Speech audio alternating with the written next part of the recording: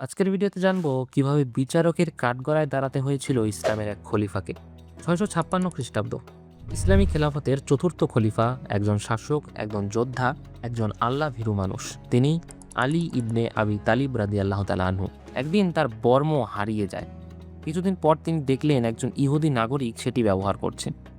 তিনি চাইলে শক্তি প্রয়োগ করতে পারতেন, কিন্তু তিনি তো খলিফা। তিনি গেলেন আদালতে, বিচারকের সামনে দাঁড়ালেন অভিযোগকারী হিসেবে। বিচারক ছিলেন কাজী সুরাই রহমতুল্লাহ আলাইহি। কাঠগড়ায় দাঁড়িয়ে আছেন খলিফা নিজে, আর বিপরীতে একজন সাধারণ নাগরিক। বিচারক বললেন, আপনার সাক্ষী কোথায়? আলী রাদিয়াল্লাহু তাআলা আনহু বললেন, আমার ছেলে হাসান রাদিয়াল্লাহু তাআলা আনহু সাক্ষী। বিচারক শান্তভাবে বললেন, পুত্রের সাক্ষ্য পিতার পক্ষে গ্রহণযোগ্য নয়। আইন সবার জন্য সমান। প্রমাণের অভাবে রায় গেল ইহুদি নাগরিকের পক্ষে।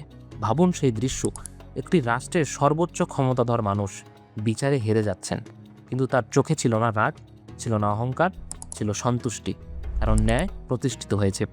এই ন্যায়পরায়ণতা দেখে ইহুদি ব্যক্তি কেঁপে উঠলেন, বললেন, এই বর্ম আপনারই। এমন ন্যায় শুধু নবীদের অনুসারীরাই করতে পারে, এবং তিনি ইসলাম গ্রহণ করলেন। এটাই ছিল সেই রাষ্ট্র যেখানে খলিফাও আইনের ঊর্ধ্বে নয়, যেখানে বিচারকের কলম তলোয়ারের চেয়েও শক্তিশালী। এটাই ইসলামের ন্যায় ভিত্তিক শাসনের বাস্তব উদাহরণ।